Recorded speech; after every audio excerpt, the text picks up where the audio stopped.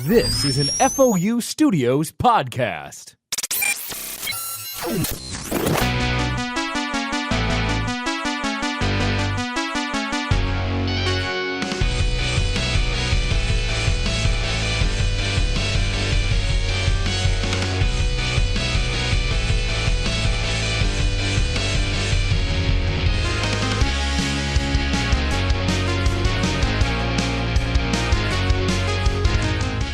All right, guys, welcome to GXP, the Geek Experience Podcast. It's time to level up with some GXP. I got a nice big house today, and we're going to have a really fun time doing some movie chatting. With me today, I have, yet again, Suitman Stephen Campbell. Hello. Bill Murray is making a big comeback. Hello, hello. That's right, that's Bill Murray.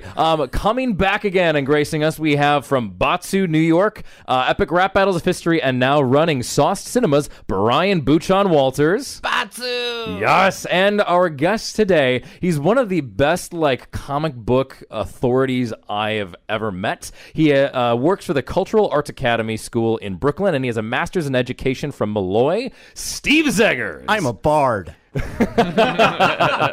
Welcome to the show, Steve. So we always start off with tell us a little bit about yourself because you are our guest. So please tell us just a little bit about yourself. Well, let's see. I'm a fan of most of the geeky arts, Dungeons and Dragons, mostly comics. That's probably my speciality. I'm more of a DC guy, but I like Marvel too. Great. I'm that rare flower that does both. And I love movies, love all this kind of stuff. So I'm really happy to come in and chat about it. Excellent. Well, it's about time, guys. We've had some amazing movies come out. We've had Deadpool 2. We had Avengers Infinity War. Wow. We had Solo, a Star Wars story. So it's about time, guys. It's ready. It's time to Geek Out! So let's start with the first one that came out in this chronology, Infinity War. Yes. What a fucking movie, guys. Yeah. From start to finish, I remember just being gripped the entire fucking time in the theater. I saw it twice, I think, in theaters. But yeah, fuck, man. Is this entire episode going to be Spoilers all over the place. Okay. Let's get that out of the way right away. Spoilers. I'm talking about the bubbles. Well, from the get-go, with Loki being the first major character to die after 19 movies. Right. It was like... But is he really Is he really? That's what I was wondering. I feel like the fact that it was such an intimate death and right after Thanos says no resurrections, that has to be a permanent death. But haven't you heard all the fun theories? Like he's in the Hulk's body. They could bring it back if they want to. Yeah. He dies in the comics every 3 weeks. They can do anything they want with that stupid glove that they can just push a button on. That is true. They really can. I still feel like, just because it was such a deliberate, and again, with the no resurrections, I feel like that truly was Tom Hiddleston's exit. But he's a god. I feel like bringing Loki back at this point would actually cheapen Thor's narrative now. Because there was that beautiful, poignant moment in the movie where he's talking with Rocket Raccoon and he says, what more do I have to lose? Yeah. And he's lost all his people. He's lost his brother, who he's finally reconciled with after 19 movies. Yeah. Just to bring Loki back after all of that, after he put himself in a sun to get vengeance, it would feel like oh great, here's a rabbit. Yeah. But to be fair, they did that a lot in Infinity Wars. I'm going to say they took the rabbit out of the hat on multiple occasions just cause. I'm just going to say. He's not a rabbit, he's a raccoon. No,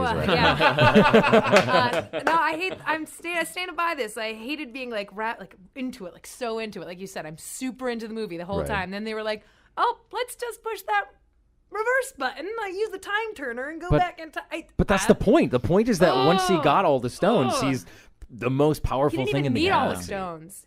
Could have at least left one behind. Yeah, he needed all of them in order to snap. I guess it's valid. So, Peter, I don't know if you remember this, but one of the theories I gave for the Soul Stone was Heimdall's eyes. Yeah. And also in that first scene, that was immediately wiped out. Fucking wiped out. And his last line is one of the most badass last lines. It was, grant me the powers of the universe for this one last... one last time. Yeah. And such a good. I mean, that I still think that that opening scene where they brought the Hulk in to be just beat up by Thanos, and I didn't realize it until the second viewing, but that is why Hulk didn't come out. Like it would be, he's afraid. Yeah, he's scared. Like it would be so easy to be like, and Hulk comes out and now everybody's dying. But by making Thanos so strong that he just like beats the Hulk with skill.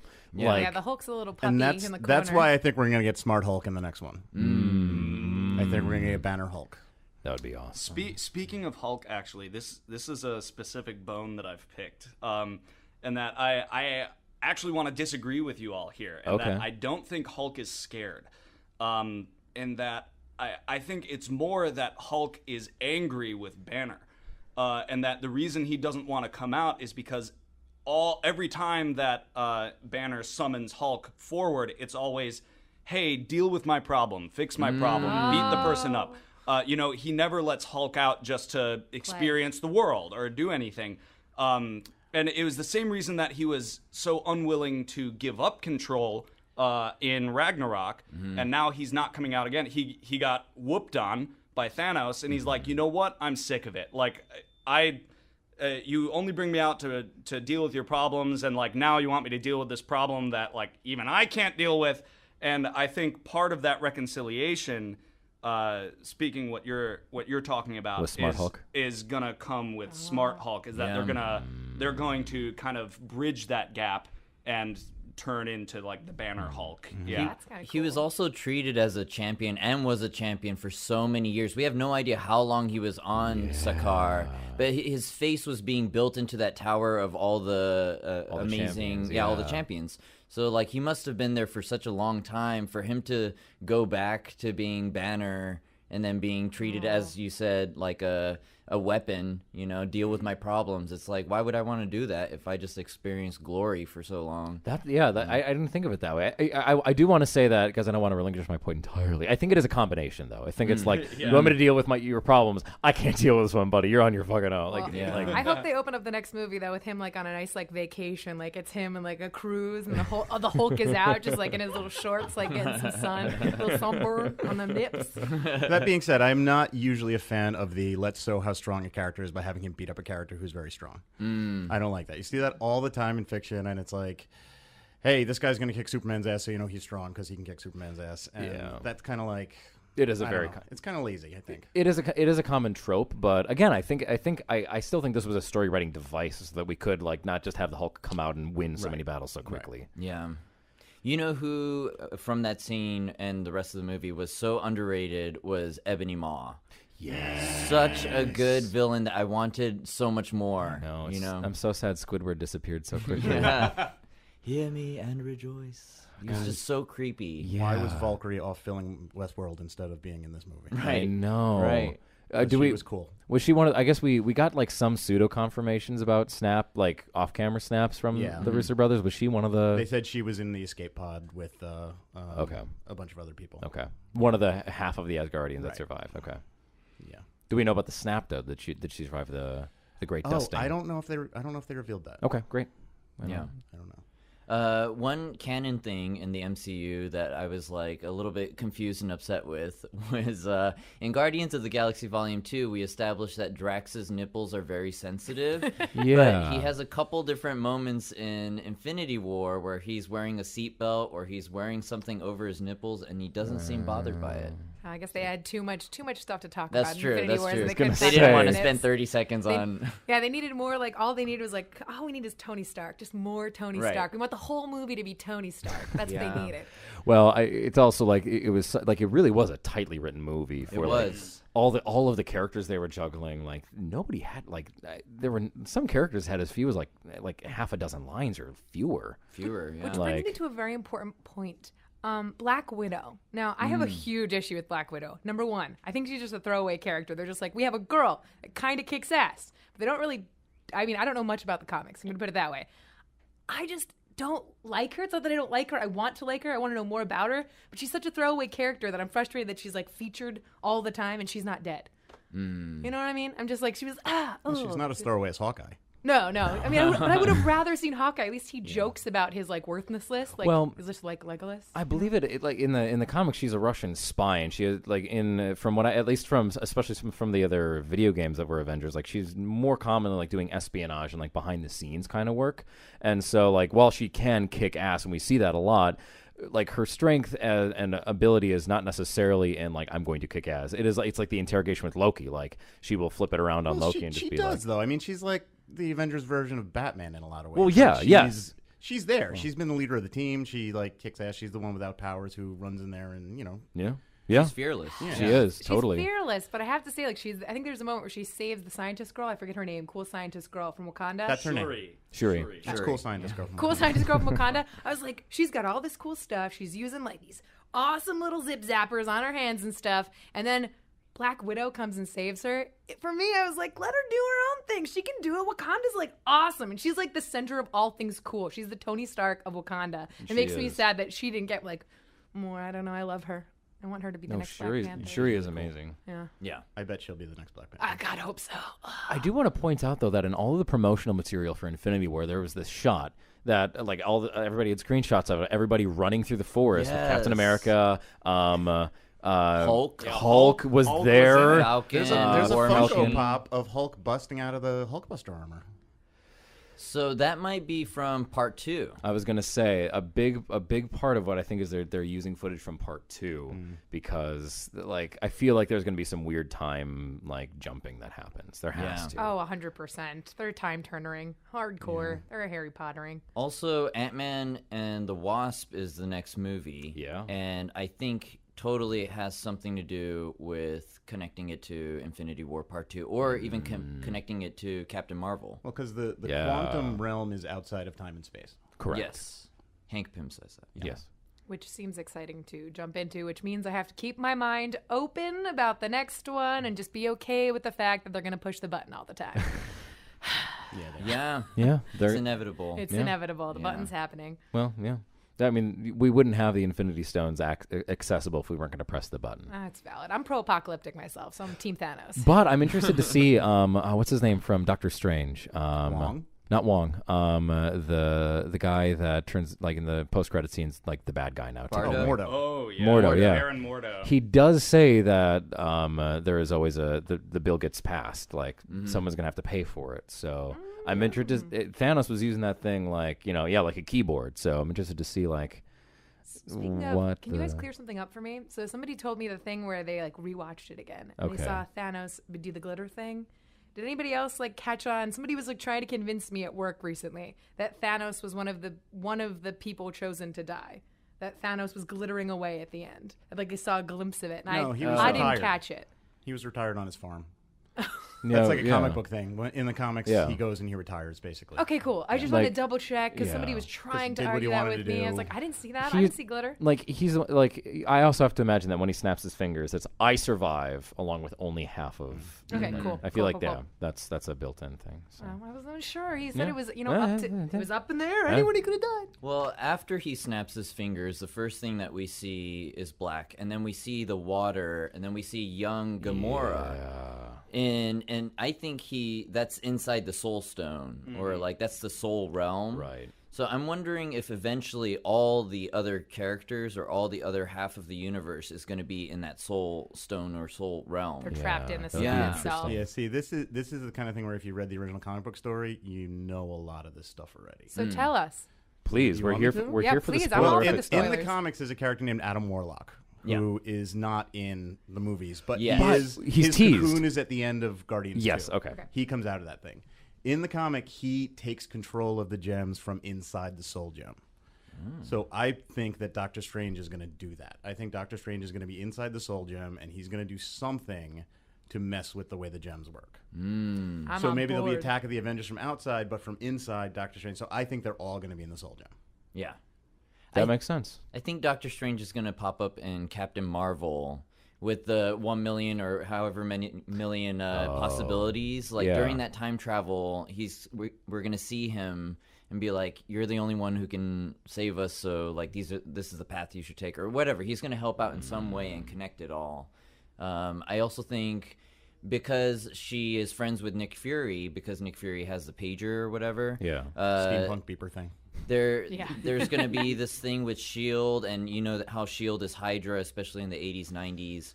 Like, there's going to be something there. And there was rumors that Ronan and Yeah. Jaimin Hansu's character are coming back, along with Clark Gregg, who plays Agent Coulson. Yeah. It's gonna be like Coulson with hair or something, or even Nick Fury with hair or both eyes. Oh, I'm on board. So we'll Yeah, see. I mean, it's cool that they're putting in the 90s because, like, what the fuck is going to happen? Because the 90s is cool now. The 90s has always been cool. It's 90s, extra cool I will now. maintain that the 90s will always be the perfect era for movies because there was just enough technology that you could do cool shit, but not everybody had, like, a supercomputer in their pocket. Like Titanic. And they still made practical dinosaurs. Right. That's right. And they still made practical Puppets, dinosaurs. though, mind you. A lot of those were Yes. puppets, which was what Yeah, made it practical, so cool. yeah. I Who would love it. come to life when it rained out and they got wet. And I start know. snapping at things, which is my favorite story ever. So cool. Such a good story. Well, are we good on Infinity War? We Yeah, talked a one lot thing, about it. I had 2 quibbles with it. I Please. thought Iron Man's armor looked like crap. I didn't like the fully CGI armor. Didn't like it. And being a fan of the comics and having read the story in the comics, it made me really miss a lot of the characters that they didn't have access to. It made me really miss the Silver Surfer because he plays such a big part in the comic. No, it made me yeah. miss the Fantastic Four. Yeah. No, It made me miss yeah. Wolverine jumping out and stabbing Thanos in the chest and it not doing anything. that would've Well, been so cool. the X-Men being absent from the MCU is just so fucking heartbreaking. Yeah. Like The Fantastic Four and all those cosmic characters that they don't have access to, like Galactus and all that, they play such a big part in the comic, and they're just not there. Yeah. It bums me out. No, it's I totally understand, but like for me, it's the same reason that Civil War has always just kind of felt weird, like weird as the Civil War, because like the X-Men in Civil War, Right. like it literally was a civil war versus like, and it sounds like mean to say, but like rather than like friends fighting in a parking lot, Right. It's like, Yeah. Yep, Right. yep. So One thing about Iron Man's armor that I enjoyed this time around was he had that rocket booster. yeah, And it made me think about in Civil War when Rhodey gets buzzed by the Vision's laser and he's starting to fall down to the ground and he's trying to catch him, but he doesn't catch him in time.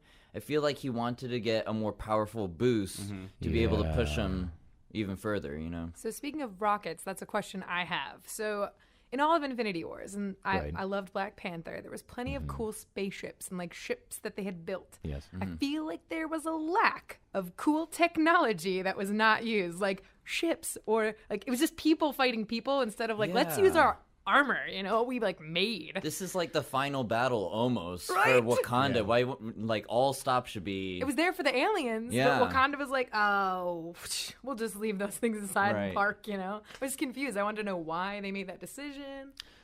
Any inklings? I don't know. I mean, a part of it is if you do. I mean, there was those fucking 4-armed weird things that were fighting through the Dogs, Right. demon the- dogs. The demon. I don't remember as what they're per called. usual. So I think that a part of it is like, I mean, War Machine kind of was like he was only strafing along the edge of the shield anyway, and that's going to be friendly fire, like risking no matter what. So I feel like that's a part of it. Like when one of the other guests we had, Nathan, he was talking to us about Star Wars and tactics and Clone Wars and stuff like that. And one of the things he mentioned was even if you have airstrikes planned, they're not going to necessarily go the way you want them to. And so it's risky, especially with a ground assault, if you're going to be doing like strafing runs. You're like thinking that. it. I like where you're going because you're thinking it from like the military perspective, like actually making it a real life assumption. Like we don't want to hurt all the civilians. Well, right, yeah. You also don't want to like do a bombing run and then say, "Oops, sorry, we blew up Captain America, guys. Sorry." They had no problem doing it with the aliens, though. They were like, "We'll take out all steps to kill the alien tax." And they know when Well, the yeah. I'm the same confused now. thing. There's more aliens, right? Well, you know, honestly, for all we know, they actually were like the ships were flying around to try to hit those. Maybe I'll see it. I'll save triangle it for part things. 2. I'll save it for Yeah. part 2. Wait, I'm assuming part they're 2. gonna bring it up. I'm also assuming that like there's also like it takes time to mobilize. So like it might have been like, hey, we have to fire up the jets. Well, half of them are going through a cleaning cycle, and half the pilots, are dead from the Civil War we just had. They're all being cleaned. Time is like kind of crazy in this moment because they say to Shuri, like, we need you to get the Mind Stone out of Vision. How long do you think it'll take? I don't know. It'll take me a little bit of time. We'll do it faster. And then all of a sudden, boom, boom, boom, boom, Yeah. aliens Shuri, show up. man. Like, we don't have any. You have even less time. Yeah. Like, how is she, being able to do all that She's a under pressure? badass. She's a badass. Yeah. That was Yeah. a big like Scotty moment from Star Trek. Right, right. It'll take him 3 weeks. You have 2 hours. All right, I'll do it, Captain. Great. Yes. Yeah. No. Yeah. Yeah. Yeah. She's the new Scotty. But yeah, I think that's the best point. Is that time-wise, it's like, great, let's go fight. Okay, we can Yeah. do this. And just to remind everybody how depressing this movie is, did you guys all hear what James Gunn said Groot's last words were to Rocket? Oh yeah. Oh, what was No. it? Dad. Yep. Oh no. Oh. Yeah. Wait, question. That I now have another question. You brought up Groot. So the Groot hand thing that made the big Yeah. axe. Does that mean Groot's hand on the axe is going to disappear, or does that mean the axe stays? Oh, well, was- Bucky's arm disappeared, which Oh. didn't make So any I'm sense. confused about that. How the I disappearance think. is happening. I think. I'm just going on a limb. Please just fill me in. Ignoring. Yeah. Ignoring plot armor and everything, like story wise, it wouldn't make sense. I think what we can justify is that it's now just wood. Okay. Like it is removed from the sentient being, and now it's just a wood handle. All right. Yeah, has to be the most powerful piece of wood I mean, to hold the Stormbreaker. the thing that also kind of like Groot picked up Stormbreaker. Yeah. and Cut off his arm and gave it. but to like no, Stormbreaker. like Groot picked up Stormbreaker. Yeah. Like Right. that's nothing. Like He put down his game and picked up Stormbreaker. Yeah. but like he lifted. I mean, remember, he's the Iron Giant. he's also Vin good, Diesel. I guess. Maybe Groot is also was like he pure. lifting Yeah. it while it was fully formed into a hammer. Maybe he was still lifting it when it was components, and then when Right. it finally became the hammer. It kind of went thunk. And I also fell think there's more to Groot than everybody truly understands. Like the real trees in the real world. I think there's more to Groot that we haven't really gotten that's into. fair. We've There never. are, oh, sorry. No. I was just going to say there are very interesting theories that Groot and like the Groot people are actually like sentient spawns of Yggdrasil, the world tree. And that's why Groot language is an elective on Asgard because they're actually like yeah. That would also explain why you could lift the pieces if he is a spawn from the world tree. Yeah, and why such a component, like why his limb actually works to finish this Norse mythological weapon. Wow. That is a great point. Supposedly, we've never even seen his final form yet. Like Supposedly. in Volume 1, that's not the adult Groot. That's like a young adult Groot or something. Huh, I didn't know that. So he's like 8 feet tall, but right. Yeah, that'd be really cool. I want a Groot cool, movie. yeah. Yes, Groot and Rocket. No subtitles. No subtitles. But I mean, that's the way it's been, and that's the way it has to I be. like Yeah. it that way. Yeah, It's like R2D2. You can't give subtitles to R2D2 or Chewie. or Chewie or Yeah. BB-8. Speaking of Chewie, this is a really really good segue. you go. I really want to talk about Solo, a Star Wars story, guys. Okay. It was Yeah. so good. Yeah. It was good. So good. Surprisingly, to be honest. Yes. Yeah, Like, no, I went in expecting to not like it. I did too. I'm so proud of you guys. This is like such a good feeling. I feel Yeah. like I've only heard negative things, and my heart literally just flew away in happiness. Thank you. I like if like at this point I've accepted that there are like two halves to the Star Wars fan base. Real fans, The light and the dark. the light and the dark. Like there are now the light side and the dark side of the fan base.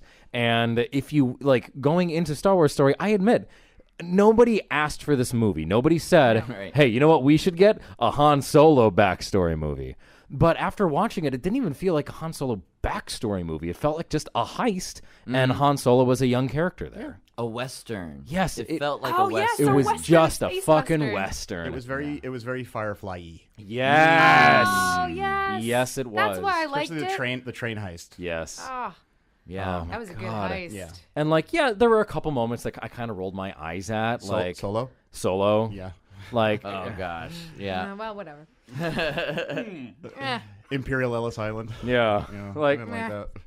But okay, it happens. Great. Just imagine if every character in Star Wars was named in such a way. So like literally like the Skywalker line is like, oh, I'm some dude and here I am walking on the sky. Yeah. It's like, oh, what do we call you? Skywalker. That is how they named people in the Middle Ages. They were like, "Oh, you're a blacksmith. Oh, from now on, all generations will be called Mr. Smith." Yeah. So, I mean, Yeah. there That is is true. there is some thought behind it.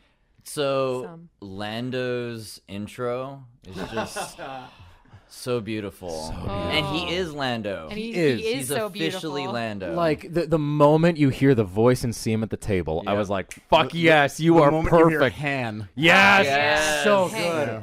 And like it would like yeah, when you watch the original trilogy, you're like, what the fuck? What are they doing? Right. But once like in the extended universe, and now they kind of solidify it here. It's how he fucking teases Han. Like Yeah. Yeah. it's just his little device to like get under Han's He's- skin. I mean, as the person that is so turned on by him in the room, I mean, oh god, I don't think you're the only person, to be honest. the cape choices. I do like capes. Yes. to go back to like the Chrissy costume thing. Yeah. Oh, the cape choices. It's the idea that he had a closet of of capes for people to just go in and try. And I was like, that's so Lando. He would just be like, as many capes in the galaxy, please. There was a commercial, I forget which company did it, but it was like a cribs of the Millennium Falcon, and he showed the cape closets, and he was like, this is for a dinner date. This is for, like, he like named a bunch of them. It was so good. Oh, man, I hope he got to keep one of those. I bet he did. He did, I'm he sure. did keep one at least. Oh, God, those so are good. fun. And Han kept a vest. Oh, cool. Makes sense. Yeah. Alden, yeah. Speaking of, Good I for have a him. question about this. I've had some Okay. people like debate about, at least I've heard this since we're talking about it. Great. People are debating about like the pansexuality Great. Yeah. of Lando, and I'm sort of Well- like baffled as to why people are so like angry about it. Well- Like the dark side of Star Wars is very angry about this idea. Well, the dark side of Star Wars is angry about the idea because, of course, he's a heterosexual. Why wouldn't he be? He wants women. But No, when you no. look at the idea, he's just a fucking schmoozer. He's a swinger, dude. I mean, he's talking to aliens. Aliens, like as we know from just genetics on Earth, there are not two genders for every single No. species, and some of them, like there's like triple X chromosome is also similar to XY chromosome, but that's not the exact same as like the Z chromosome, which is like there are so many species that have so many different yeah. types of genders, and Lando doesn't fucking care. Right? And he was hitting on Han. There was like a moment where I was like, oh, he's hitting on Han. totally. This is kind of hot for me. I'm into Like, this. the dark side of Star Wars can go fuck themselves. Thank like, you. Yes, Lando they is a can. pansexual, not necessarily just because of human genetics, but because like he Twi'leks and everything. He hits on all. Right. And it's just one of those dumb things that doesn't change the character in Right? the Thank slightest. you. No. Sexuality Who doesn't change who you are at all. You have Captain Kirk, you have Star-Lord, and Yeah. now you have Lando, who can, they're loving all beings. I mean, by that nature, Lois Lane is a pansexual because Right. Superman's from Krypton. Yeah. Hey, that's very fair. I mean, it's again, yeah. Like, but he did, like, again, when you watch the movie, I'm not saying, well, he's, oh my God, why is he a pansexual? I'm watching the movie going, that's smooth motherfucker. Right? Oh, God, Yeah. I'm so tired of all these people complaining about that stuff. I'm like, the movie's not really for you. It's for, like, the little girl running around dressed as Rey at the Comic-Cons who finally gets to run around dressed as something cool. Right? You know, it's for them, not for us. Speaking of watching the movie, actually, Steve, I wanted to ask you. You said something interesting, which is I feel might didn't. resonate with a lot of people, is that you went into the movie expecting not to like it or with no expectations. Right. So what exactly about Solo turned you? Like, how would you boil down that essence of the movie into what made it an enjoyable experience Well, for you? here's the thing. Han Solo, as played by Harrison Ford, is probably my favorite movie character ever. You know? That's fair. Probably my favorite movie character ever. Like, I adore him because he's a scoundrel. The inside of my wedding ring says "I know" on it. I have a 3D printer at work, and the first thing I printed up was Han's blaster. Nice. He's my favorite character ever. So I went in saying, well, it's not Harrison Ford. This is gonna suck. And then I walked in, and the guy playing him he's charming. Alden Ehrenreich. Yeah, I mean he's charming. He's he plays it like a space cowboy. He's not Harrison Ford. He was a little small for my taste. Like Harrison Ford looks like a gigantic man, and I'm used to like the Indiana Jones Harrison Ford punch where he punches and you just hear that like sound of a 2x4 breaking. And this guy doesn't look like that. When he was fighting, Paul Bettany, like Paul Bettany looks like he could beat the shit out of him. Right. Yeah. But like Brian said earlier, it's just a super entertaining movie, and he's not the Harrison Ford that I grew up with. He's not that Han Solo, but that doesn't mean that it's not a super entertaining movie, which is what it was. In the same breath, there were so many elements that came through so I watched it with Bess, and she straight up said like there were several moments where like a smirk he does, like certain he would smirk and was like that is fucking Han Solo. Like there were so many moments where you saw the important flashes. And then again, it's like it was it's still an origin story, but like when he with the rock with the thermal detonator thing, it's like he's still learning how to effectively bluff, but it was enough to buy time to decide what he was going to fucking do with that rock. Like it's Even the way he was standing with the blaster on his hip at the end, where you just see that shot of him walking up, it was such a gunslinger shot. Yeah. And he just does the little snap on the gun, and he's standing there getting. It was just so Han Solo. You know, like you have to be able to separate these things. Yeah. And again, it's like when you saw Ewan McGregor originally as Obi-Wan, you're like, That's true. it's Ewan McGregor. Like, but then eventually, he became that character. Yeah. You can say that's Obi-Wan too. He was a saving grace of some of those movies. No doubt. I No doubt. would say that for sure. You've been trying to say Yeah, going off of your question, for me, in the first 10 minutes that made me go, okay, I'm in, was the scroll didn't come out. So Lucasfilm came out in the beginning, and then through conditioning, I'm expecting, the intro. And it didn't happen, and I was like, this is different. Okay, I'm in already. And then the second moment was the war scene. Yes. I was like, this is so, like, Saving Private Ryan, in your face, like, dirt in the air, people flying around. I was like, this is horrific. Yeah. And this is a side of Star Wars I've never really seen before. This camera angle I've never seen, and I was already invested. And that was very Firefly-y. Yes, it was. Yeah. I actually, with the technically lack of opening crawl, but still there was there was opening text. Yeah. That's one of the things that to me flashed. Like once that text started going, I was like, this is one of the original writers of Star Wars. He wrote it to have this opening crawl, but they established with Rogue One that the Star Wars stories are not going to have that. But it was the long time ago text fading in and out, and I was like, it's still Star Wars in every inch of this, not opening crawl, but still opening exposition for us. It worked. That was one of the moments for me. I was like, this works, and I know that this is Lawrence Kasdan, and it's going to be wonderful. Okay, so while we're on this topic, if you had to pick a character to have a solo a Star Wars story movie about, who would you pick? Kenobi, hands down. I think that he has the most interesting, rich area to delve into, and there's a reason that in the Rebels TV show they bring back old Obi-Wan for some of the stuff. Like there's so much room, and there's a piece of fan art that kind of like solidified how cool this movie could be. It's a picture of like kind of halfway between Episode 3 Obi-Wan and Episode 4 Obi-Wan with his lightsaber. You see this wall behind him of wanted posters of the Jedi Masters, all with like X's and marked out, and you can see his face on there and Yoda's face on there, and it's a spotlight, and he's like looks exhausted, and it's like he's still fighting for his life. That idea of like a fugitive style, like it's not over. Like he went into exile, but it's not fucking over. Yeah, that is what I want to see. I'm gonna cheat a little bit, and I'd say Old Republic. I'd love to see an Old Republic movie. Yes, kind of just because there's that whole great mythology with. That dates back to ancient history in Star Wars of the Jedi and the Sith, and I mean, for me growing up, the coolest part of Star Wars was lightsabers and the Force and all of that stuff. Yeah.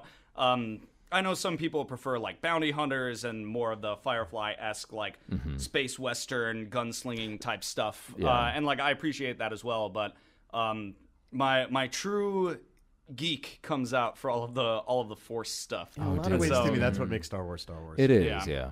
That is a really big part of it. Yeah. I do want to say that they've announced that he was the voice of the four-armed little alien guy in Solo. Jon Favreau.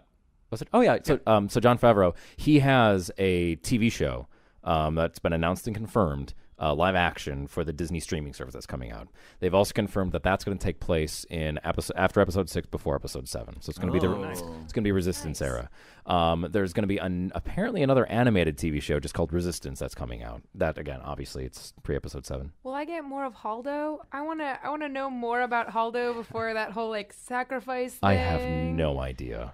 She's the character I want to know more about because she seemed so cool, and then I was like, but I only got like gentle little like tastes of her, and you don't get enough of her. It is a shame. See, I feel that way about the bounty hunters from Empire Strikes Back. Yeah. I want to see more IG-88. I want to see more. I would just love to have a movie of just them bounty hunters trying to find Han Solo. Yeah. Oh God, that'd could be so like good. the Cannonball Run with bounty hunters just flying around looking for him. To really quickly finish, and then there's also the Rian Johnson confirmed new trilogy. That we have no idea if it's going to be farther future or what they're doing with it. I have to assume that it's going to be a chronology thing. And there's the Game of Thrones guys too. Did they keep it? I didn't realize they kept it. So if they are keeping that, then great. So then there is room for it. And if anything, the Game of Thrones guys are going to do it. There's money and room. Yes, I don't think Rian Johnson's going to do Old Republic, but I would definitely believe that the Game of Thrones guys would. So I would love it, and they justify you can see. Sorry, I'm Star Wars geeking out right now. You can see in all of the new Star Wars content that's coming out the dedication to those fucking dark side fans that's actually being presented, and it's in Rogue One. It was the simplest moment of the Hammerhead Corvette. Like, some people, like, if they're watching the movie and don't know everything, they don't fucking know what that's coming from. But they used it in Rebels as like these are some old ships that are coming but if you played Star Wars: The Old Republic, you know that those are Old Republic ships. Like, it's a huge, like, we are listening move that the fucking dark side didn't listen to. Right. I would want to see more of L3 and Lando. Like, their origin of how they came together, how they got the Millennium Falcon, and also going into more bounty hunter stuff. Yeah. It'd be cool to see how they're connected to Lando, and then that comes together with Han, you know, and Jabba the Hutt and all those characters. Well, they've confirmed that Solo's going to be 3 Solo movies. Oh. They have confirmed that. And so Since the movie's been released? I guess I haven't heard since the movie's been released. Because it was technically the worst box office open, and I'm like really worried about that. Although the fans, you know, they were surprised and they seem to enjoy it. The people, everybody that's seen it has been like, this movie is great, but I think there was, you know, lashback and stuff like that. So I don't know. We'll see. I mean, there were plans for it. And the book that came out last shot it's a wonderful Han. That's their celebrity couple name, Han and Lando. It's a wonderful little, like, almost buddy cop kind of adventure with the two of them, and I would love to see more of that. Yeah. Is Elthie the robot, right? The cool. Yes. So I was going to say that was one of my favorite parts, was that I always thought the Millennium Falcon had like a thing about her. Like, she definitely had a lady personality who was up to things, and I was like, oh, it's so good to get this like awesome confirmation. Yeah, I was like, yeah. oh, there is a badass bitch inside the 3PO Millennium. says, where did your ship learn how to communicate? Yeah, such a great thing. Like, I loved it. It's a small but amazing, and like that's why it maintains its reputation as the fastest ship in the galaxy, not because of its engines, but because of L3. That's right. Such a good character. Such a good character. Such a fun character. Yeah. The So happiness fun. in that like part where she's like, I'm letting everybody free. Yeah. I was like, I love this so much. So, like, social-wise in our real world, I think, like, 50 years from now, it's going to be about robots, androids, AI, and, like, humans being attracted to that. And I think, you know, Solo is so ahead of its time with this pansexual being it's like a totally normal thing. Like, no one's questioning it. And I wonder if that's going to be a pioneer for, you know, 50 years from now, 40 years from now, like, people referring to Solo, you know, the most badass, coolest character is in love with one. Like, why can't I be in love? Well, I mean, even in Star Trek, they did that way before That's their true. time. Like, hell, I mean, as simple as, well, if it's the year 40,000 or 4,000, how come Captain Picard is bald still? And it's like, well, because he doesn't care. Right. It's the year 4,000. Didn't they He do don't Robot care. Love and Infinity Wars too? Isn't that Yeah, that's true. Eyeball Oh guy? yeah, with Vision. Yeah. Eyeball Yeah. guy. That's what they call him. As long as we're talking about robot love, I mean, 2013's Her. Oh yeah. Yeah, it's fairly prescient, I feel like, in this point that you're bringing up. In that, at a certain point, AI is going to reach, you know, social consciousness. Yeah. And where is the line? Yeah. And And pretty soon we're gonna have our own visions running around. Well, that's what man. that's what the Solo movie like it was, you know, it was a goofy like rebellion kind of thing, but it was so fun. But like, that's a question that's been in the Star Wars universe for a fucking long time. How Is do we treat our droids? like, droids are sentient, and like we connect with C-3PO and R2-D2 right away. We know that they're characters, but technically they're all enslaved. So like, what is that social thing? I love it. And there's at least one awesome droid bounty hunter who's who like he's on his own thing. He's doing his own thing, and like R2-D2's like his mind has never been wiped, which is why he's so quirky and like who he there's is. that weird sadistic torture droid in Jabba's palace. Yeah. Well, it reminds me of just because it's my favorite, Hitchhiker's Guide to the Galaxy. It reminds me of when they're trying so hard to get like robots to actually think like humans. They're giving the doors personalities. And it's like, when are we gonna get to that point? I'm waiting for my sighing door. Yeah. Man, but no, I'm glad I'm not alone, and I'm so glad I'm not alone in my love of the Solo movie. Yeah. Like, So good. so fun, and like again, it's not without its flaws. Yeah. Right. And like I didn't need to see the Kessel Run, but they executed in such a It was fun. in a good way that I'm okay with And it. they managed to make it make sense. Yes. Something can be a measure of distance and, make it lower or whatever. They scienced. They like thought It made about sense. this. Now, I will argue that in the original Episode 4 script, Obi-Wan calls Han's bluff. Is one of the things they say. Like it says, Obi-Wan gives a look of disbelief. It's supposed to be like the original intention. What is that? Was like, I did the Kessel Run in 12 parsecs, and Obi-Wan's like, It still works because Obi-Wan could be like, nobody can do that. Plus, Chewie's rounding down anyway. Right. Yeah, So, he definitely made a joke about it being Oh, a yeah. little in the air. I was like, not if you're on down, buddy. Speaking of exciting things, how did you feel about the reveal at the very end? The Darth Maul reveal. Oh, it was so nice to Oh, see him come back. I love him. So, who here is? I'm going to ask for a show of hands, but then I'm going to actually say who's watched the Clone Wars TV show in this room. Nobody. Only Great. like 2 episodes. So, I okay. haven't, but I know what happens. So, it's huge in the Clone Wars TV show. The Darth Maul, obviously, we all know he comes back with metallic legs. Blah, that's great. He actually is the kingpin of a huge underworld revolt that happens on Mandalore. Like he and his brother Savage are like they rally the underworld of the Black Sun, which is mentioned in Solo, and several of the other syndicates, and like he is their kingpin. Whoa. I can't wait. That sounds fun. And the fact that when we went to the mine, you know that square-faced guy with the 2 little eyes? Yes. That is that was a real life version of a character that was introduced in the Clone Wars TV show. Not a character, but like a type of alien. It's crossing over. It's crossing over, and so they're totally. And I hope they still I hope they do it. I want that underworld war with Darth The Maul movie to was be very there. cartoonish, so I assume they're basing a lot of it off of the cartoons. Yes. Yes. Yeah, I was gonna. The final thing, and I think that this might be what they're going to do, is I think they're going to actually have Obi-Wan come in through this Solo trilogy. Yes. And Yeah. Darth Maul, dope. who's there, faces off with Obi-Wan. Are you saying that's going to be the Revenge. ending? Again. Is that moment? Or I'm hoping that it kind of like crosses over into the actual movies and the end of it all. I mean, Not to go back to the movies we don't care about, but well, no, it's I don't know exactly how they're pull it off. I know that in Rebels, Obi-Wan and Darth Maul have a final showdown, but I really want to see that. Yeah. you could also cosplay that, Peter. Not that anybody can see you right now, but you're a perfect Darth Maul cosplayer. Thanks.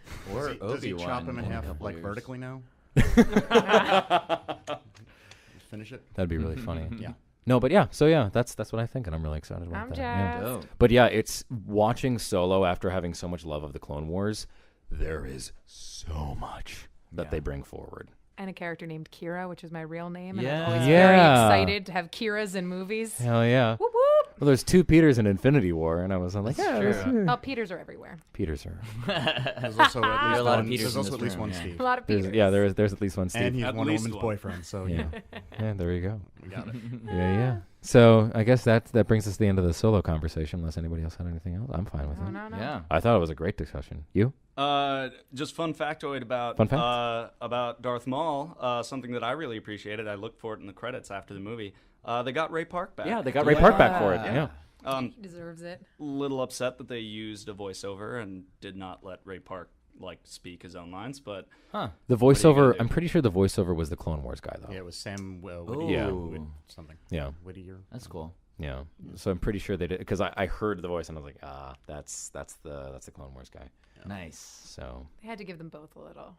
I mean, yeah, it's They like both did a lot of work. before they choose one or the other or like choose something else, they like to do the fusion and then. You know. Well, in the original movie, it was Peter Serafinowicz, wasn't it? Who did? In what? In the original movie, where he has one line. No, in episode 1, it's Ray Park. I thought. I don't think it is. I think no, it's Peter Ray- Serafinowicz. Google. something to look up later. Google. At last we reveal ourselves to the Jedi.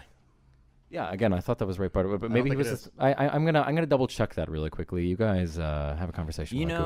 know who's been killing it this summer? Or yeah, he's been killing it this summer. He's in Soldado? What is it? Oh yeah, Sicario Soldado. He's in Infinity War as Thanos yeah.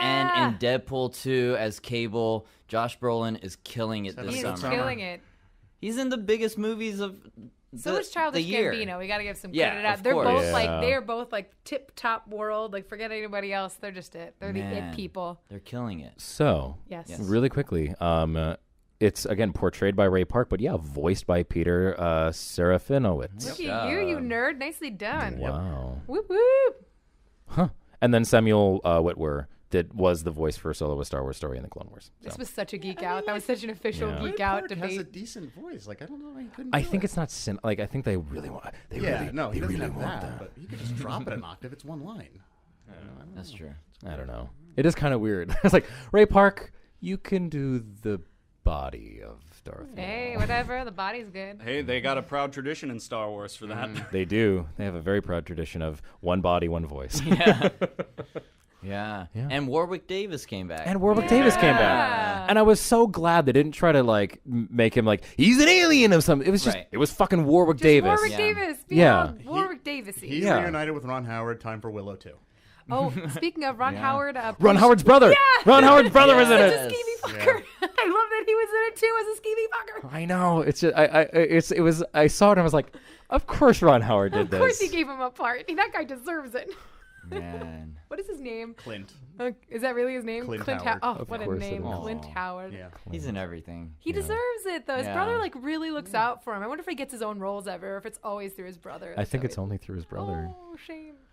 Yeah. Every movie set in NASA in the '60s, he's in it. That is Yes, true. That that's is very true. true. True. He's also in Austin Powers as the one who sees the space, the rocket. Yeah. I like him. I think he's in Little Nicky too. It's something really weird. He's always in strange. Oh yeah, he's the in a guy lot of things. cross-dressing in the windows in Little Nicky. That's right. That's like a vivid imagery that never goes away in my brain. All right, well, we're going to move on now to Deadpool 2. Yes. Deadpool 2. What a the first one is like every time I watch it, I'm amazed at how tightly written it is. I didn't see it until very recently, but now like I can't get over like the entire movie. It's like this was given so much love and attention. Yeah. And Deadpool 2, it's again, I don't think it's as tightly written, but it's still so fucking good. So well written.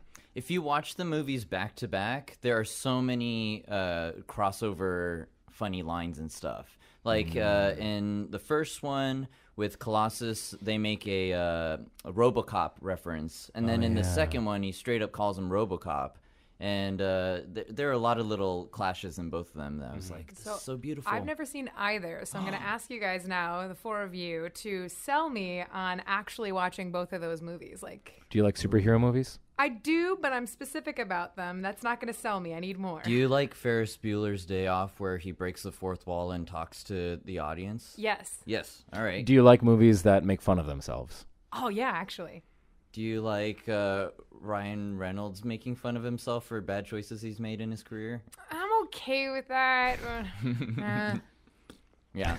Do you like raunchy humor and gore? Yes. I mean, So These movies are for you. I was going to say, every question we've just asked is something that you will find in Deadpool. all right, cool. Then I'm going to consider it when I go home. Then. Yeah, It's a lot of fun. it's so much fun. I have a movie night that I host called Sauce Cinemas, and one of the drinking games we did for Deadpool 1 is it's a lot of flashbacks going back and forth. So every time that happens, have a drink because it's going to be a fun first half of the movie. I will actually do that tonight. I genuinely have a plan now. It's There you go. See, Deadpool is not my kind of superhero. I very much like, hokey, big smile on their face, drink a glass of milk and cookies superhero. The way Superman should be and the way I hope Shazam is. That's my kind of superhero. I like, orange t-shirt Aquaman riding on a seahorse. That's my kind of thing. That being said, they're just a lot of fun. They're really, really fun movies. Like it's just this like crazy, keeps one-upping itself in terms of the gore, in terms of the humor. Colossus was always my favorite member of the X-Men, and he gets his due in these movies the way he never did in the X-Men movies. yeah. He actually gets a lot to do, and he's fun. He's just a big, giant metal Russian dude who's like super strong, and Yeah. it's just a lot of fun. And Yeah. the supporting characters are all fun. Cable was great. I loved Negasonic Teenage Warhead's girlfriend. Negasonic, longest name ever. Hey, Yukio. That's just Yukio. every single Yukio. time that happened, it made me laugh. So like, Every single time. oh god, yeah, like yeah, so good. Just when he goes, hi. Just it killed me. It killed Yeah. me. Hey Wade, hey Yukio. It's so funny. So, Steve, you being a comics expert, you just said Deadpool's not your kind of hero. Yes. Have you read Deadpool comics? I or- read like X-Force #1 back when it first came out. I have the issue he was first introduced in, but I have not read anything more recent with him. Okay. Because I'm not a fan of like forced wackiness. I'm not a fan of, oh, look how crazy this is. Oh, Deadpool, you so crazy. Like I go into 7-Eleven, I see all the signs of like, Deadpool on the Slurpees, and I'm just like, all right, I get it. He's funny. He's making fun of himself. It's just not for me. So I have not read his comics. Okay. I was going to ask you if you were familiar with the comics. I haven't like read a lot of Deadpool comics myself, but you being the expert here, I was going to ask what direction you see them taking kind of X-Force and Deadpool, like what narratives you think they might be setting up to continue that franchise. X-Force was always kind of a more crazy version of the X-Men. So it's time travel and it's all these crazy things and all these crazy kind of. It was very much a product of the 90s where it was all these kind of crazy extreme characters with swords and spikes and jackets and, lots of pouches and things Acidic like that. vomit.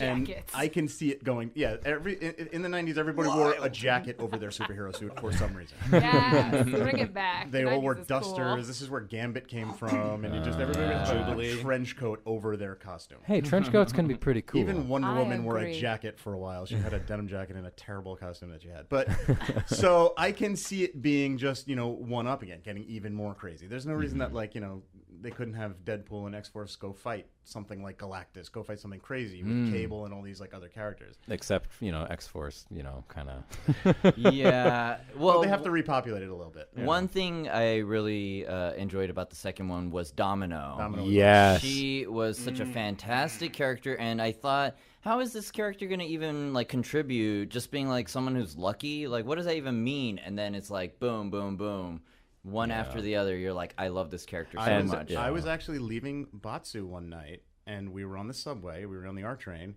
and she got on the train with us. And she was right behind us, and we were just kind of like, and Zazie Beetz. it was clearly her. And, of course I didn't say anything because whenever I see a celebrity, I just freeze up and, don't do anything. But it was really cool because it was like she was right there, and it was her, and it was like, wow, you are awesome. Like, she was so fun in the movie. So Yeah. fun.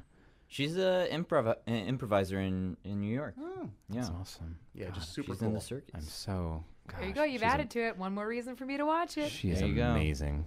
God, she's amazing. Super charismatic. Yeah.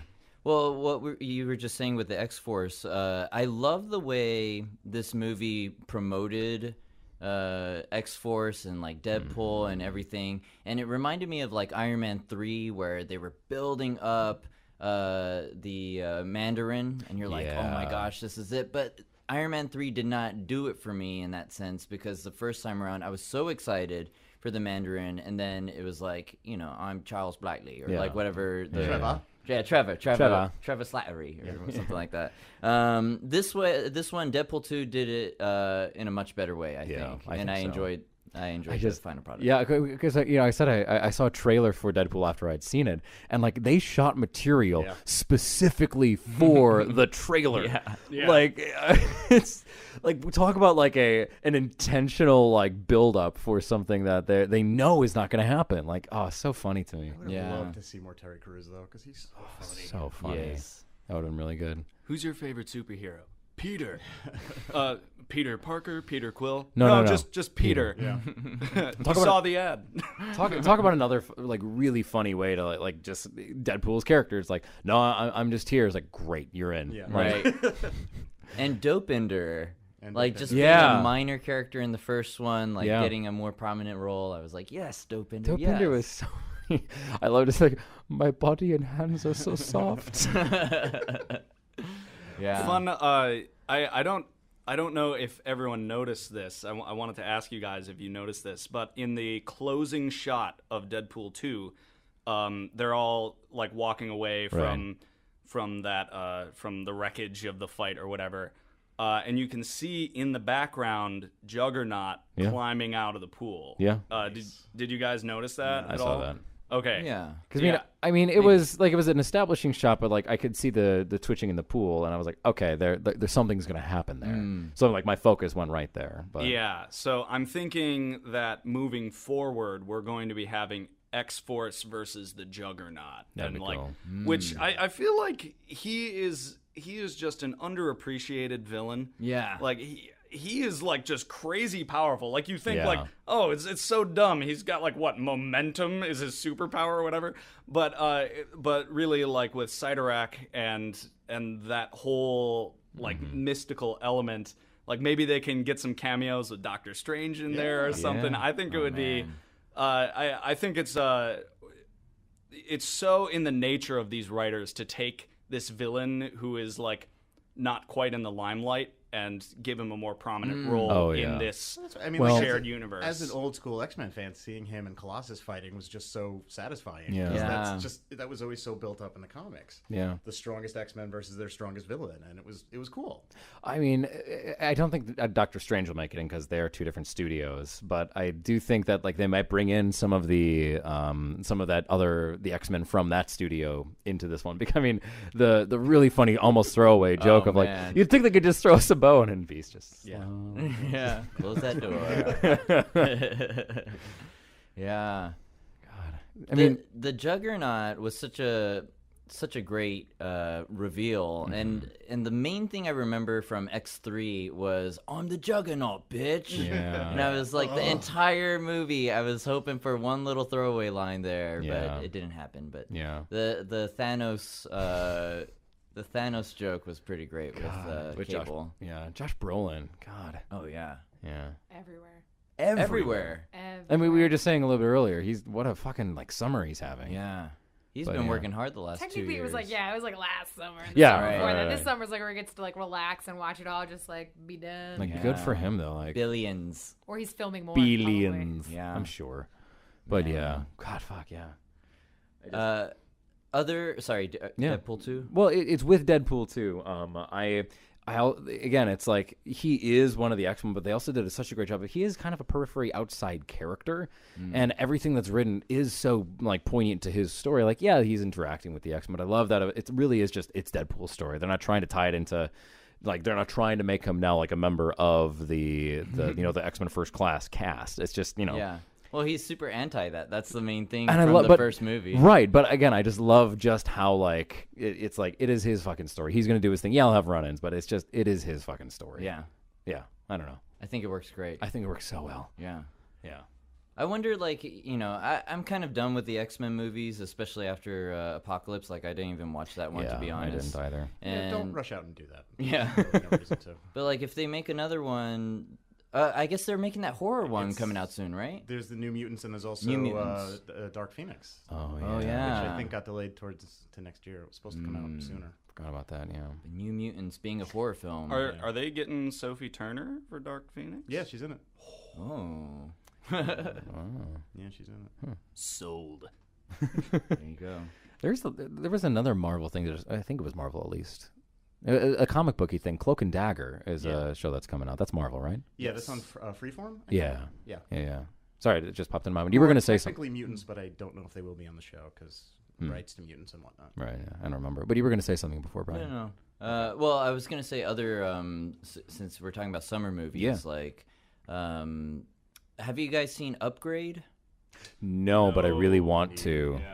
Yeah. Like action wise, it was some of the best action sequences I've seen in a while, or very original action sequences, and the sound is like a huge part of that movie. But story wise and like acting, it was like okay. But some of the action sequences are excellent for sure. Well, I mean, almost a pairing to Upgrade is Venom, which is going to be coming out cool. soon. And like I saw those two trailers side by side, and it's like, this is the same thing. Yeah. Getting off topic, but it's on topic since we're talking about summer Yeah. movies. How do you gentlemen feel about Jurassic World? Are you going to see it? What are your instincts on this? How do we go about this in our lives? I will see it. I thought Jurassic World was garbage. I thought it was terrible. Jurassic Park is probably one of my favorite movies ever. Right? Same It means here. the world to me. And I thought it was. I thought Jurassic World was terrible. I refuse to see it because of how bad I've heard it is. And when you watch, every time I've seen the trailers for Jurassic World, I'm going, well, there was a money shot. Oh, there's another money shot. Yeah, that they was give it probably all away. There was They're- another like. yeah, showing everything, and you can piece together through all the trailers what the whole And yeah, movie's it's gonna be. it's the second Jurassic Park movie, but now the world version Well, of the it. first one was the first Jurassic Park movie. Yeah, Right. It was exactly the same At movie. least save me the T-Rex roaring. I feel like I want that in the movie. Like, They that would- show me that every single time I see the Jurassic World thing. I'm like, oh, there's the T-Rex. I was gonna roar say I'm like waiting Yeah. for. I was gonna say that's the money shot we've been waiting for, Yeah. and thank you for showing that it's gonna happen. Probably in what looks like the first act. Right. Like They're in the wanna like it. ball. They're going down the hill. Chris Pratt's running after them, not in the ball. Volcano. Volcano erupts. Dinosaur's going to attack them. Or the T-Rex that we grew up watching is going to attack that dinosaur, going to roar. Then the volcano's going to come. They're going to all have to run off. We've seen the moment that the ball goes Right. in. And Like, the- we've seen the But whole there's- scene. The only thing I don't know about is the relationship between Blue and Chris Pratt, which I guess I'm kind of curious about. Like, he they're- clearly. There's no they're curiosity. innocent. I know, He they're just- remembers. He gets tranquilized with the I other dinosaurs. They go away, know. and then at the he end, saves the Blue day. comes back and saves the day. Right? That's exactly I'm what's gonna like happen. we know like there's no question. We know exactly what's gonna happen. The big scary new genetic freak dinosaur is gonna terrorize whatever like L.A. Right. this time I think instead of like San Diego. Isn't- San Diego or Right. whatever. And he's gonna be going around. He's in the child's bedroom, and then want it to Chris be Pratt cool. comes in, tries to shoot it. It doesn't happen, and then Blue fights it, but Blue's gonna get hurt and killed because oh no, a dinosaur is gonna get hurt, and then for somehow the military is gonna like shoot it or kill it or And something there's gonna, like I that. also think there's going to be more of the redheaded lady. Isn't that like Ron Howard's kid or whatever her name is? I don't know. Bryce Dallas Howard. That's it. There's going to be more of her. She's going to be like, oh, look at me, too. Well, there's the scene where the T-Rex is like tranquilized in the cage, and I mean, Been I don't know, there, done that. I don't know if that's going to be in the first act when they're on the island still, or if that's going to be after they all land in the water. But like, Water. Definitely. Going to wake up and then wreak havoc. Yeah. Speaking of summer movies, though, if we're talking about Jurassic World being predictable, formulaic, and just cash grab nostalgia, hot trash, I don't know what you're talking about. a movie that I'm actually really excited for, which I think is the antithesis of all of that, unique, original, fun, Hotel Artemis. I've seen a couple of the trailers now. I mean, you're rocking Jodie Foster, Terry Crews, Dave Bautista. Is it original? So It's here's a the little thing. John Wick-y. It gives me John Wick vibes major, but I think that's actually a good thing. It's because got a great cast. Yeah, it's got a great cast. The trailers look really so did fun. The Post. That's true. Oh, that's true. Yeah, a great cast doesn't necessarily mean a great movie, but in any case, I think it looks like it's going to be one of those sneak hits of the summer. It could be. And that it's going to have the fun action like Upgrade does with the humor of like a Marvel movie and this really interesting like Assassin's universe that like this John Wick, lives in that realm. And John Wick, those were movies too that like I sat down and I watched and I did not expect to like it at all. And then they were just really fantastic. Like they're just so much fun. And so I think if we're talking about predictions for summer movies that have yet to come out, I think my money's on Hotel Artemis. I think that's going to be a mover and a shaker. Mine is on Mamma Mia 2. Here we go again. Just what we needed. That's what everybody was asking I for. gotta go with The Incredibles 2. Yeah. And my sleeper hit, I think, is The Meg. The Megalodon with Jason Oh my- Statham. I am so mad that that's actually a thing. Yeah. I think it'll be dumb fun. I'm sure it will. Jason Statham's in it. Fighting a giant shark. I think it'll be dumb fun. I love dumb fun. That's what I'm saying. I think it'll be dumb fun. It's gonna have all the dumbness of the Megalodon with all the big budget dumbness of a committee made movie. Yeah, it'll See, but I'm scratch not- that late August itch. I personally think it's just gonna end up being dumb. We'll see. Yeah, well, But we'll if see. the We'll Incredibles see. 2 isn't good, it'll break my heart and all. That'll mean, be fine. yeah. That's going to be exciting. It already looks pretty fun and It does. interesting and Yeah. twisty and does. cool. That baby's going to wreak havoc. Yeah. Well, Better Call Saul is straight up in it. That's true. I hope the babysitter comes back because she was fun. I'm sure I she agree. will. It's like Calvin. It reminds me of Calvin and Hobbes, the babysitter. One movie that my girlfriend and I always groan at for the trailers because it's in every movie that we keep seeing is Mission Impossible 5. Oh my God. It's like, why do Why? we need another one of these? And that's another one where they're showing everything in the trailer. I want Old to see man Superman jokes. beat up Tom Cruise. I was Right. but I mean, like this. Talk about like a franchise that actually could use a reboot. Get Tom Cruise out of this fucking Right. franchise. No more old man jokes. It's like that Indiana Jones Kingdom of the Crystal Right. Skull. He's like, Yeah. I'm an old man who can't do Indiana Jones things anymore, and they're already doing that with like Tom Cruise. Like, that's a really far jump. I don't know if I'm Right. gonna make it. Well, it's like, Yeah. I just, Yeah, I and am when he was so. filming it, he didn't. He broke Yeah. his ankle. Oh, that's I'm so just great. so tired He of deserves it. Tom Cruise in those movies. Like, again, it's rife for a reboot. Like, we have all the Mission Impossible. It is an action, espionage, heisty. Like, it is the recipe for all of the fun stuff. Right. Just give us new fucking characters. Right. They are introducing Henry Cavill, so Oh, maybe gosh. he's gonna pick up the Maybe. baton. But he's the bad guy, and he's the Superman, and he does the thing where there's like weird sound effects when he's just like getting his arms ready for fighting. You've seen the size of his arms. It doesn't really do that. Oh, man. They break the sound barrier. You know how in every movie Shirt ripping. Tom Cruise has that one stunt that he's actually doing, and that's like what Yeah. the whole movie's Yep. behind. I think in the next one, it should be the final one where he goes in real life to outer space and they just leave him Leave out him there. be. I feel bad for Scientology. They picked him as like the staple child, and now this is gonna be such a big flop, and they're gonna be like, "You're fired, Tom. Yeah. You gotta excommunicate." You're not our spokesperson anymore. God, man, what God? But yeah, no, I think that movie's gonna be just Like, why? Simon Pegg is like the only thing I'm excited about. For Right. That Love movie. Simon. But that's Pegg. because so Simon good. Pegg is like, Yeah, oh, I like Ving Rhames. yeah, he's great too. Yeah, but but Simon Pegg. is yeah. like. so charming. Simon So I will charming. never get tired of Alec Baldwin in that role. Every time he pops up in the trailer, I start laughing. Yeah. I mean, that's the thing I like about the trailer. He's like, how many times has this guy been disavowed? How many times has he been betrayed by his own government? Every single movie, he's been disavowed. He's been betrayed by his own government. Right. Oh. Every single one. Yeah, Yeah. that's their job. It's like, Right. great, cool.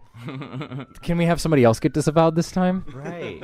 Somebody's dying that we can very clearly hear. No, it's just a fire. But out of all I Mission think Impossible It movies, might be the Mission Impossible series. Yeah. Ah. Oh, burn. the third one with Philip Seymour Hoffman, rest in peace. Like it's the best one. Yes, that one out was of the best all, one. Just calling it out. Out of all I'm five. going to find someone personally important. Yo, All five?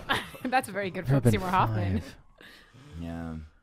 They try to even reboot it with Jeremy Renner in the fourth one. Yeah, Yeah. And that didn't really work but then out. he broke both his arms. Did he? Yeah, that's right. He broke both his arms. So he's in that movie Tag that's coming out. Yeah. And Oh, yeah. for a lot of the filming, he had to wear green screen sleeves on both his arms because they were both in casts. Yeah. There's some crazy. That's I also. I heard didn't about- know that. Yeah. I didn't know that either. Speaking of injured actors, did you guys know about guy that plays the Hulk? I almost said Bruce Banner. I almost said that too. I believe Mark Ruffalo also had like a really terrible tumor, and that's why he was like missing from like the Marvel universe for a while. He had a tumor in his head, and he came, and that's I why didn't you hear can see in about some that. of the like scenes he's got like a little bit of like a left face issue. He Droopy lost face? all the feeling on his right side of his face. Did not You can correct realize me if that. I'm wrong. You can look it up, but I'm pretty sure that happened, and he like went away for a while, came back, and like retrained his whole Jeez. face. Did not hear It that. could have just been a thing I saw, but it was kept like under wraps, and for all I know, it was just clickbait. But Man. otherwise, I'm very impressed. I And he mean, was replaced with the voice of Peter Serafinowicz. Speaking of Infinity Wars, one more time, I have one more question. yes, please. The bubbles. So I know it's Oh, a yeah. reference to like a old Peter Quill gun, right? But why does the bubbles come up twice? Why is that the button he gets to push twice? He couldn't come up with any other thing to appear out of nowhere. Why did the bubbles happen twice? Well, I think the bubbles is a Peter Quill thing and also a Thanos thing for sure in the comic books. That scene where he makes Drax and Mantis turn into God, that was so upsetting. spaghetti Oh, and the yeah. other thing, Woo! the Blocks, rocks. yeah. Yeah, like those are all different ways that he's able to manipulate space. But no more bubbles. Bubbles, the bubbles yeah. was so But- cheap bubbles, after but- the second time. But I yeah. think the reason that it is because it's like a training us. Like he shot and the bubbles came out, and then they came out the second time because it's like, well, what were you expecting? more. Like, To be honest, more. He has all the Infinity Stones. so I he's wanted so more. strength. but that point wasn't like I'm gonna kill you or anything. That point was like prove that you're going to kill her. Oh, you were going to kill her. That's sweet. Too bad you couldn't actually do Wasn't it. that the first Bubbles? I thought there was a second Bubbles. I thought that was the second Bubbles. Is that There the was second? a second bubble somewhere. There was a second Bubbles where he's like out. It's I thought in that the- was the second Bubbles. No, there's the second. There's one in like the big ending parts. Yeah. He does the second Bubbles. You'll have to rewatch it. I swear, I got very mad. I like genuinely in my seat went, Bubbles again? Yeah! I don't got remember so that. mad. I guess. me neither. I loved Doctor Strange's butterflies, though. Oh, Yeah. yes. That was really cool. And He's just so multiplying Doctor Strange's was really Yes. Cool. Doctor Strange in general is just so cool. That was really cool. Yeah. So cool. Speaking of So to confirm, yes, he did have brain cancer and he went over underwent the surgery. Yeah. right? Wild. So rewatch that and think about that. That's wild that you can come Yeah. back from something that intense and Yeah. lost all feeling in his face. So. Damn. That's so scary. Right? It Yeah. happened out of nowhere. And it's crazy. He thought he had a dream about it. That's what I'd heard. He had a dream about it. Went to Yeah, the doctor, said, I had a dream. And they were like, that's crazy. But then they did the test anyway. And it turned out the dream was correct. Whoa. He did, in fact, have a tumor. How awful. Wild. Man. So follow your dreams, everybody. Yeah. Follow your dreams. literally. Even if they're bad, make sure you do a checkup. Yeah. One major actor injury that sticks in my mind is Harrison Ford for Episode 7. Yeah. And how, Was like, it broke his leg? yeah, broke his leg on a door or Yeah, something. a door fell on him. Yeah. That's crazy. Yeah. That's like their biggest star who doesn't want to be a part of the franchise anyway. Gonna say. Yeah. Tragic stars lost. Man. I mean, it's sad that he's so fucking cynical about it. Like, but you know, we have Mark Hamill who's like Space Dad. Yeah. Love and, Space Dad. Like Battling Space we Voldemort. it's like Viggo Mortensen. He refused to come back for the Red Skull role because he just didn't want to do Not it. Viggo anymore. Mortensen. Not Viggo Mortensen. Hugo Weaving. Yeah. All the same. Geos. I'm sorry, but yeah, Hugo Weaving coming back for Red Skull. He didn't want to do it because he said he had such a miserable time with it. So Oh, speaking of Viggo Mortensen, Lord of the Rings, and Hugo Weaving, I just love that all of the major elves from Lord of the Rings have become Marvel villains. Yeah. At this point. they were elves once, twisted and evil. Yes. Twisted to the dark side. We've Legolas is sitting by the phone. Please bring me back. please God. Moss All is right. right tonight. Well, I actually really need to call. We've been going for over an hour now. Oh! Yeah. I was okay with this being an extra long episode because it's the movie route. But yeah, over an hour of just breaking down movies and talking about future stuff. Geeking out.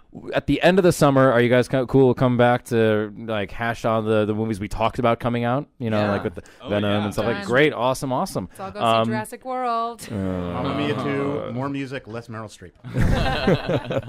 All right, so we're gonna do a really quick sign off. As always, I'm Peter the Geek. Bill Murray. The Suit Man, Stephen Campbell. Brian Buchan Walters. Steve. All right, guys, thank you again, and we'll see you next time for some more GXP.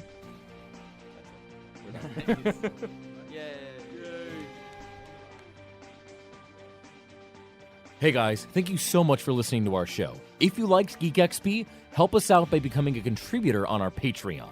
We have bonus content, raffles, and more at patreon.com/yourgeekxp. Geek XP is recorded live at Face Off Unlimited headquarters in Astoria, Queens, and was edited by Peter Hargarden. Executive producers are Joe Tex, Jay Painter, and Eric Robinson. FOU Studios is a property of Face Off Unlimited, LLC. I'm Peter Hargarden, the senior producer of podcasts here, and on behalf of everyone who worked on the show, we'd like to thank you, the listener, for tuning in. Subscribe to catch all of our other podcasts here on the FOU Studios Podcast Network. To connect with the geeks, follow us at YourGeekXP on Facebook and Twitter. To learn more about FOU, connect with us via social media at FOU Studios and visit us at FOUstudios.com.